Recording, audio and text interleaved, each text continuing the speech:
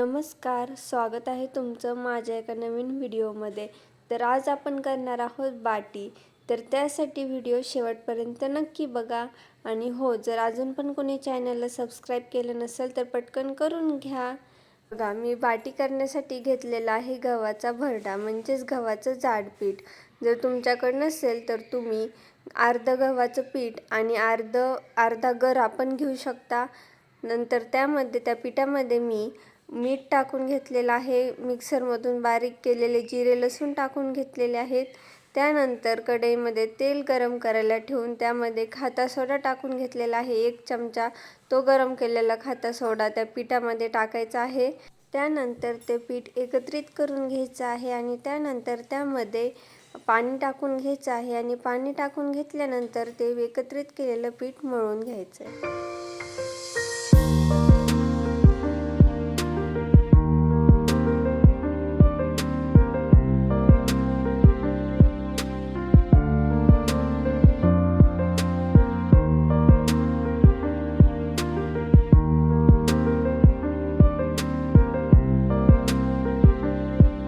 बघू शकता आपलं पीठ मळून झालेलं आहे। पीठ मळून झाल्यानंतर मी इडलीचं भांडं घेतलेलं आहे। त्या भांड्याच्या तळाला पाणी टाकून घ्यायचं आहे।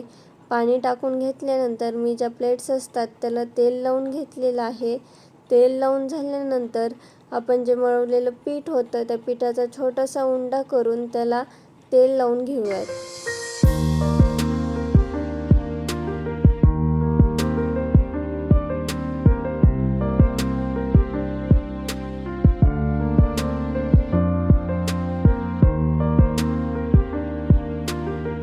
त्यानंतर ते उकडून घ्यायचं आहे। बघू शकता आपलं उकडून झालेलं आहे आणि उकडले की नाही हे चेक करायचं आहे। आपली जी सुरी असते किंवा चमचा तो त्यामध्ये घालायचा आणि जर त्याला पीठ चिकटलं नाही तर आपलं शिजलेलं आहे। त्यानंतर त्याचे मी तुकडे करून घेतलेले आहेत अशा पद्धतीने।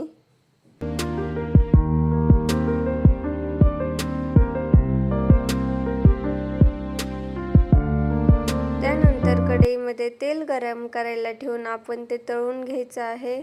लालसर कलर येईल इतकं तळून घ्यायचं आहे, एकदम जास्त लाल पण नाही।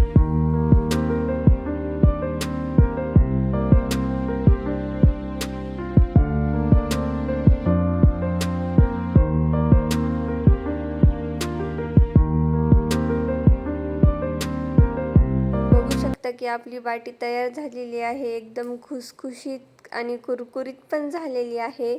आणि अजून पण कोणी चॅनलला सबस्क्राईब केलं नसेल तर सबस्क्राईब करून घ्या। थँक्यू।